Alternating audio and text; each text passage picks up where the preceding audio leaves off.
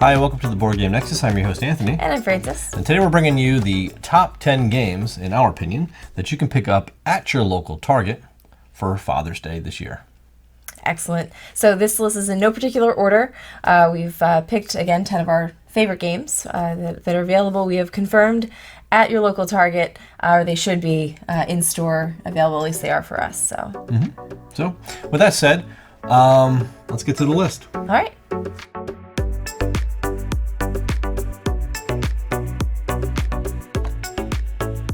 All right, so our first game? Jaws. Jaws. So, this game is for the beach or Shark Week dad. Or nostalgia dad. Drive-in movie dad. Drive-in movie dad. So, if you know that the dad you're buying this game for is a fan of Jaws, especially if they're a fan of Jaws, they will certainly go for this game, right? So Jaws is a 2 to 4 player, I'd say it's asymmetric, one versus many type board game, where you have one player actually playing the shark. Yes. And up to 3 players playing the people hunting the shark. Well, for the they're movie. Like the crew, right? Yep, the crew. So if you're familiar with Quint, Brody, and Hooper, these are your 3 player cards. You're going to be doing 2 different scenarios. One where you're starting out on Amity Island, so you're on the beach, you're actually hunting the shark, so the shark player is going to be running around the island trying to gobble up swimmers. Yes. Hidden, like it's all secret. Yeah, so you're chasing them down using skills and abilities, and you're trying to zero in on this shark, right, to find out where he is. Eventually, it will switch over to this other side of the board where you'll be building a boat, and you'll be playing the rest of the game on the actual boat, on the orca, hunting Jaws in the open ocean. As Jaws is trying to quickly destroy the ship and eat the crew. So, very interesting, very challenging, a lot of fun. So, this one we definitely enjoyed. It's probably one of the only one versus many secret location type games we have. Yeah, right. But it's just so different than anything we've ever played. So if the dad in your life is someone who fits sort of all those categories that we mentioned, then I think Jaws is definitely worth a look. Yeah, absolutely. All right, let's go on to game number 2.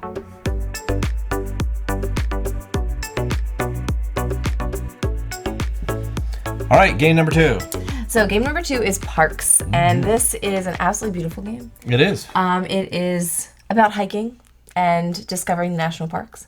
That's exactly what it is. It's not about teaching you about the national parks or anything like that. But if the dad in your life is kind of an outdoorsman, outdoor hiking dad, enjoy hiking, yes, and finding all these beautiful places. We have just all sorts of beautiful locations that what you're doing over the course of the game is basically trekking along this trail. You're collecting memories.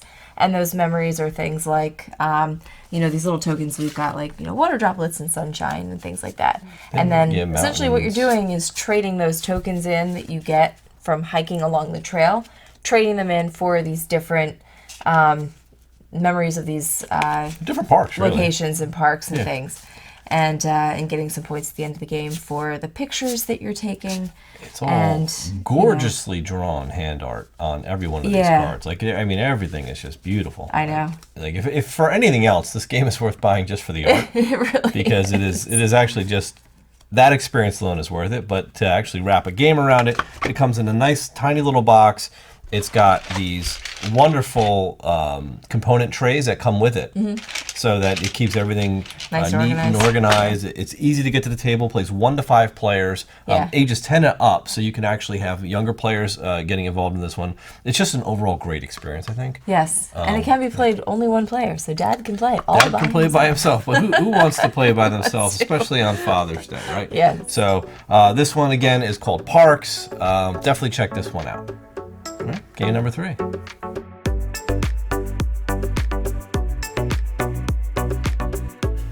All right, for game number 3, we've chosen Azul.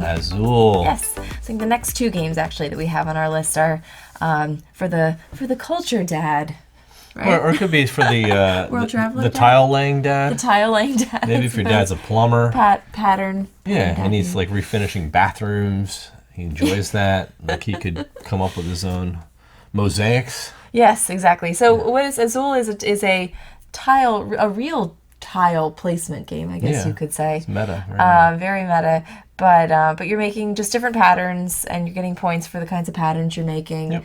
And in the end, you end up with these absolutely gorgeous little tile walls. So you're basically drafting these. They look like starbursts, but you shouldn't eat these. But they're all these different like color and patterned. Well, theoretically, they're supposed to be ceramic tiles, and you are placing them on your player board. There's certain restrictions and rules, obviously, and there's ways to score. So it's a really fast-playing game, really pretty to look at, and it has a really good, like the components are really chunky and thick, and it just has a really good feel all around. So you're getting a quality game here, which is really, I think it's kind of a nice lighter style game for the family to get into, where it's not really, you don't have a ton of rules to worry about. You just really kind of just drafting these little tiles and placing them on your board. Yeah, exactly. Very quick to get to the table and start playing. Yep. So we definitely enjoy Azul. Again, it's just sort of like a game you'd play if you're kind of short on time, or if you have a lot of people, you want to get through something very light, and it's an enjoyable experience. So go pick it up, Azul. Awesome. All right, number 4.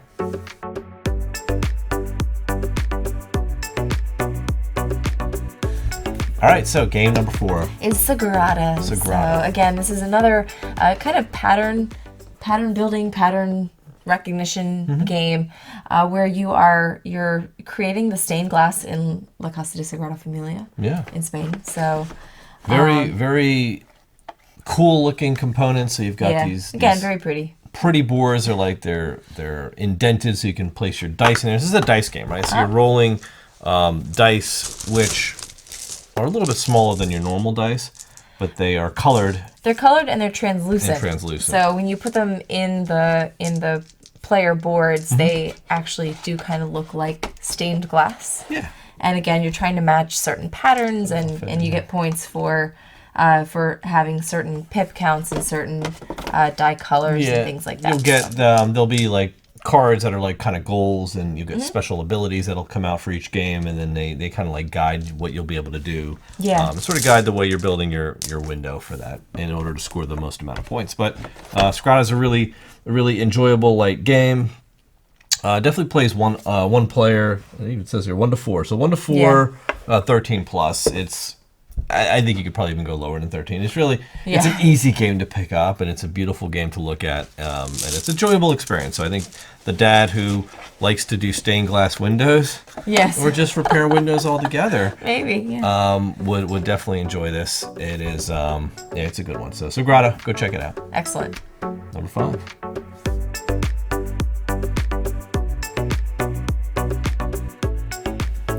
All right, so for our 5th game, we're going a little bit younger.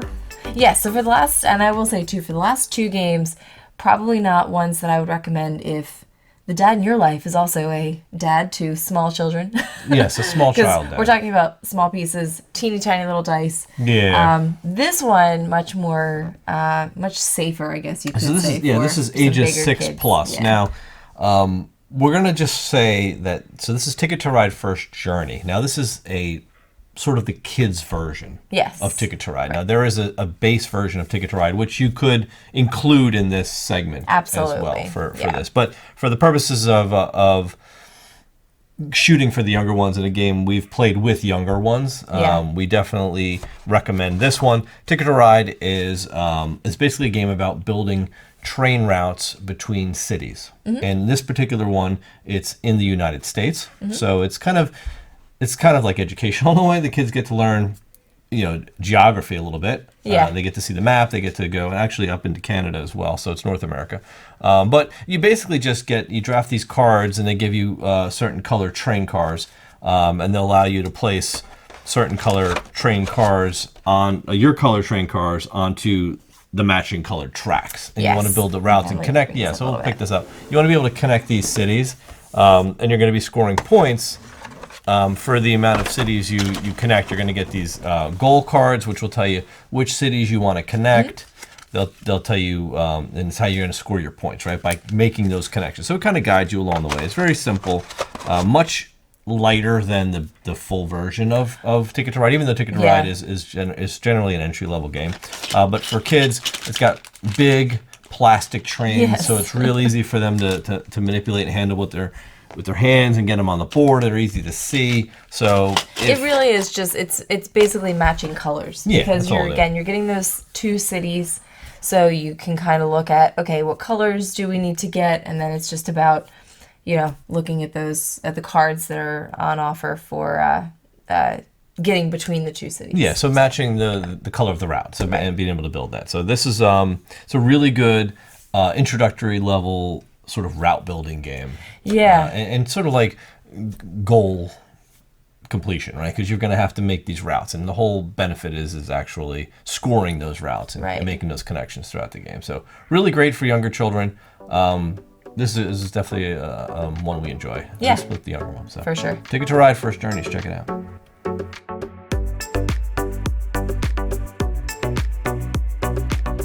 All right, number 6, Pan Am. Pan Am. This is for Airplane Dad. Yes, so this continues. Like my dad. Your dad is an airplane dad. Yes. That's for sure. This continues in the route building. Yes, it does. Mechanic from last game, right? So similar to Ticket to Ride, Pan Am, instead of building train routes, you're building airplane routes, really. And you're basically getting rights to land in different cities. Yes. You can build airports. There's a bidding mechanic for each of the actions you can take. You're going to upgrade your airplanes. Yes. And what's really cool about this one is that it introduces, I don't want to say like an economy, but essentially Pan Am is going around buying up these routes. Yeah. So if you happen to own routes, then Pan Am is going to buy them whether you like it or not at your share price. So it's pretty neat, because there is a significant shift in the game where all of a sudden you go from building all these routes to really wanting to sell them off. Yeah, trying to get routes in, because you kind of see where Pan Am is potentially going to start buying out on this map. So if you can see the map here of the world. So you're basically connecting all these cities, and eventually Pan Am's going to start chewing up all these different routes. So it's going to be sort of randomized, so you're not really sure where they're going to go because you're rolling a die. But you will have the opportunity to sell your routes to Pan Am and make money off of that. And what are you doing with all this money? You're buying stock in Pan Am, and that's really what you're trying to. That's where it all leads to, because they're about to buy out the world, basically. Right. You're a fledgling little airplane company, trying to establish yourself enough to make enough money to buy into the Pan Am, to buy the Pan Am stock market and make your millions. So it's event driven. There's a lot of sort of historical context here, a bunch of headline stuff that goes on throughout these events. It's really cool, really enjoyable game. Very big surprise for us. We weren't even sure what to expect, and we both ended. When we played this game the first time, we both looked at each other like, "Wow, that was actually really fun." Yeah, and I would say another good one too, for families. So Dad will be able to play with everyone. Yes, this is a 12+ age limit, so 2 to 4 players, so you can get the whole family around this one. Really interesting, very interactive game. Yes. So that one's Pan Am.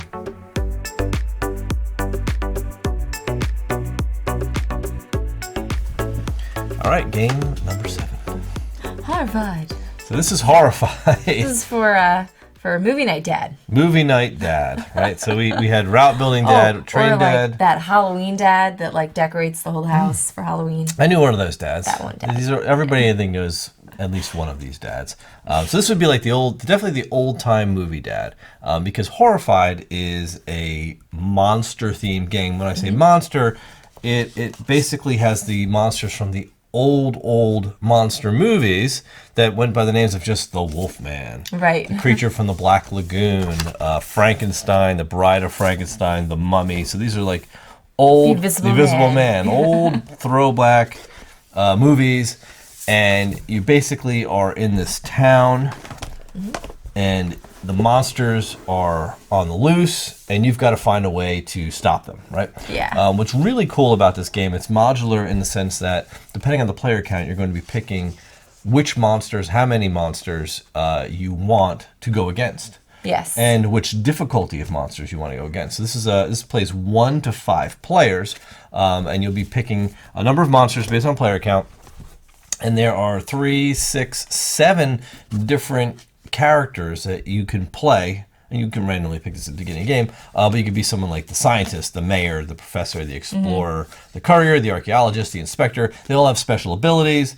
and they're going to get a certain amount of actions every turn. You're going to move around the town. There's going to be people you need to save. But every monster has sort of a weakness or a different type of way that you're going to have to weaken them to the point where you can defeat them. Right. Which is really cool because you're going to go from location to location and you're going to try to pick up certain items, and combinations of those items are going to be needed to achieve certain tasks to defeat that particular monster. Right. Yeah. While they're going around trying to do their own damage on their own, and it tells you how they behave and all that stuff.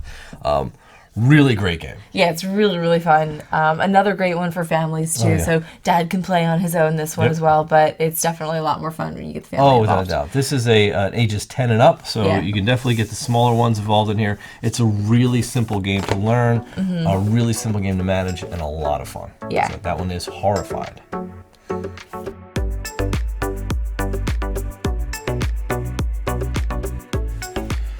All right, so for game number 8, we actually have 3 separate games. Yes. But they are all... Of the same vein. Of the same vein. In the same family. So the game family is Codenames. Yes, this is for, deductive reasoning, Dad. The deductive dad. There's always a deductive dad. The dad who's always trying to figure things out. Yeah, he always is. And this is a good way to play a game with that guy. Yeah. So Codenames is, as we said, a game of deductive reasoning where...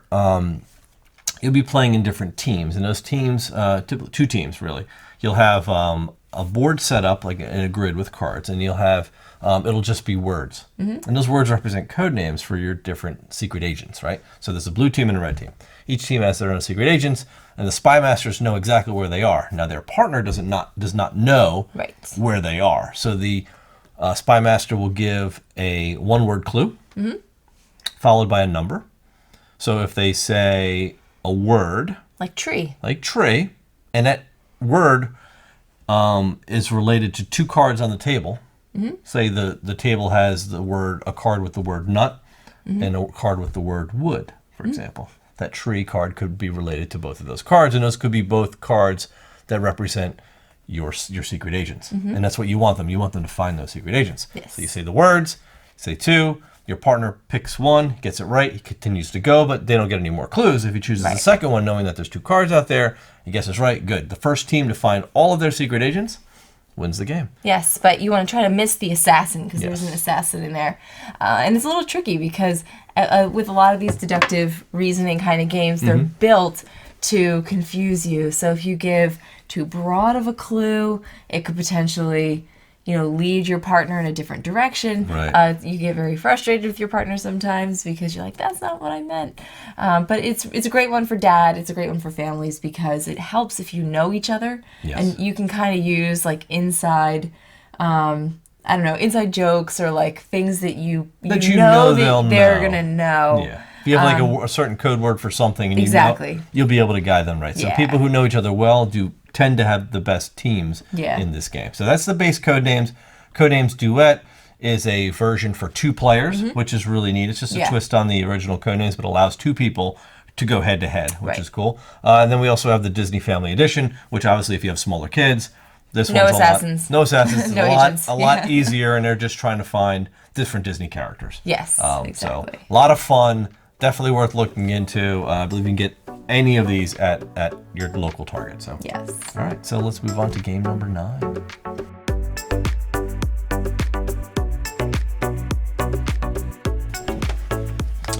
All right, so what is our 9th game? Yes, games 9 and 10 are a little on the heavier side of things, I guess. Yes, these are definitely more gamers games. More complex games that will require a little bit of rule reading. Yes, but still very accessible.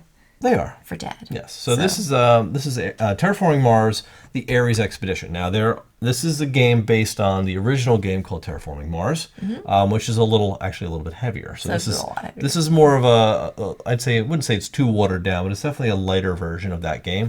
1 to 4 players. You could play this in about an hour if you move along pretty quickly, which is really good. This is a 14+ age limit, so you're definitely going to have the older kids playing this one, just because there's some complex strategies here. Right, exactly. In a nutshell, this game is about, you guessed it, terraforming Mars, and you will be taking actions on your turn, like selecting an action that you'd like to do.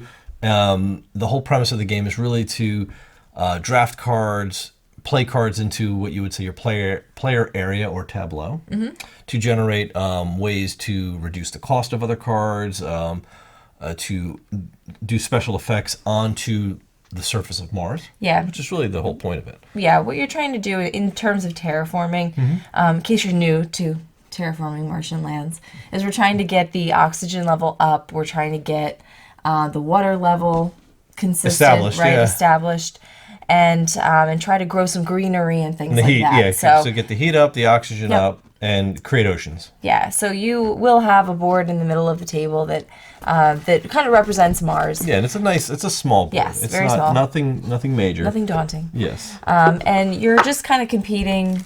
I guess you said businesses or corporations. Yeah, corporations, right? Yeah. Working to terraform the planet, and it's just about who does that the best. Yeah, and you're going to have hundreds. I'm not even joking. This is a small portion of the cards included in this game. Hundreds and hundreds of cards that give you different opportunities and different projects to help you establish, a foothold on Mars while you're trying to do things in a certain way that sort of benefits you as the game progresses. Exactly, right. To put it mildly. Yes. So there's a lot more strategy to that, but this is just the tip of the Martian iceberg. Yes.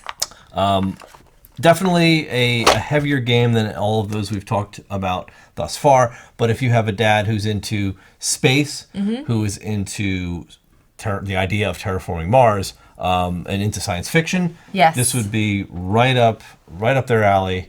And definitely worth looking at. Yeah, absolutely. We highly recommend this. Yep, really fun game. So Terraforming Mars, Ares Expedition, go check it out.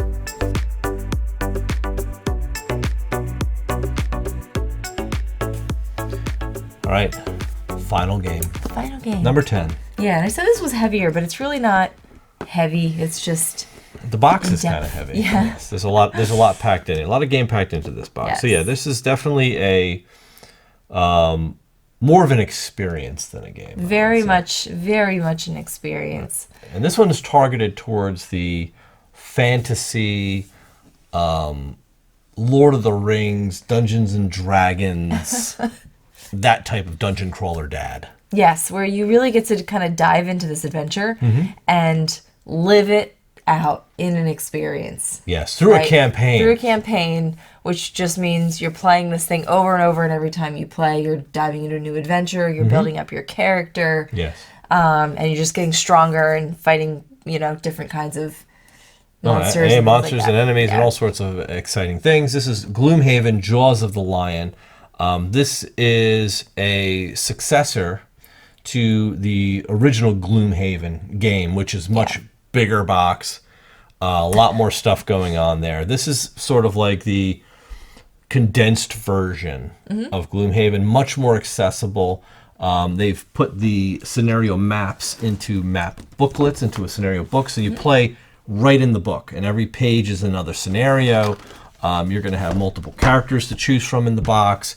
You're going to have like a town map you get to go through. So there's all sorts of things that are going to progress and add to this story that you're going to experience as you level up your characters. Right. And what's really neat about it is that you can kind of save everything. So this isn't something that you have to have out forever until you're done playing the campaign. Correct. So if you're not familiar with games kind of like this, it has sort of like a save mechanic where you can kind of go along and, as you're building stuff, revisit it, pack it up, revisit it in a month. And you're fine. You have envelopes and boxes to store all your characters in and the progress and all the things. So basically the way the game plays out is that the scenario books will walk you through everything. It opens up in a very generic, easy scenario that teaches you all the basic mechanics of your character, of the game, how it works. And every scenario thereafter will add a few more mechanics so that you become more and more comfortable with the complexities. Like if they throw it all at you at once, you'd probably be like, oh my God, there's just too much to think about. Very similar to like a video game, right? Right, it's like a video game where like little by little, every stage gives you a little bit more. Your characters become a little bit more strong. They have a little bit more options on what they can do during their turns. The whole premise of the game is really based on a card or a deck building and deck management system, where your life and your energy and your actions are all tied into one deck of cards And the interesting part about this game is that with the whole Gloomhaven system is that there's a top and bottom action on each card. And you pick 2 cards, and you pick the top of one and the bottom of the other. And it really has, and they get used, and they cycle through your deck. And then it's a really interesting system to manage the way you play your characters and the way you move into a scenario. And it really is it's a dungeon crawler where you're fighting monsters. You're in an area, you're on a map, you're fighting monsters with your cards, and that's really it. And since we didn't mention, I just don't want to assume, this is cooperative, meaning that if you're playing it with the family or whatever, you're all working together. You're not necessarily like working against each other, so that makes it even more fun of an experience. Oh, absolutely. Yeah. Sure. That's definitely the best part, is that you're in there as your own party, experiencing this adventure together and trying as a team to support each other and get through these difficult scenarios. So really, really interesting game. 1 to 4 players. This one is 14 plus, so definitely on the older kid side. But dads, if they're into fantasy, they will definitely get into this game. For sure. This one is a much more accessible version of the Gloomhaven series, in my opinion. Yeah. All right, so that wraps it up. Yes. All right, so let's close it out. All right.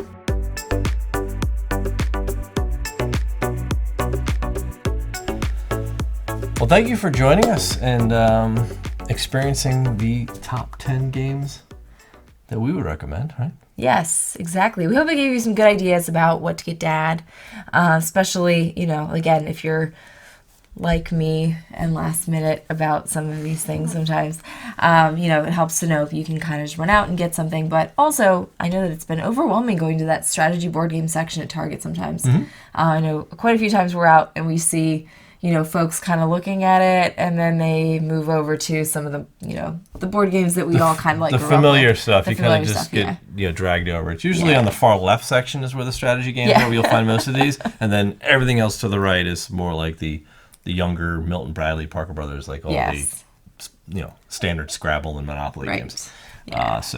But they should be at at least most of these should be at your local Target. I would just do a quick search. In your Target inventory, or just do a store near me, and it should show you where they have these in stock. So it should be pretty easy for you to go out and scoop one of these up before the holiday ends. For sure. So if you haven't already visited BoardGameNexus.com, please go check it out. I know we'll have links to all these games in the description below, so you can learn a little bit more about the games and how they play and all of that kind of thing. On the website, you can actually create a collection. So if you wanted to save some of these ideas, and then once you're at Target, you can kind of bring them up again. That's something else you can do on the website too. Yep, absolutely. So definitely go check it out, and have a great Father's Day, and hopefully you find the right gift for your dad. All right. With that, we'll see you next time. All right. Take care.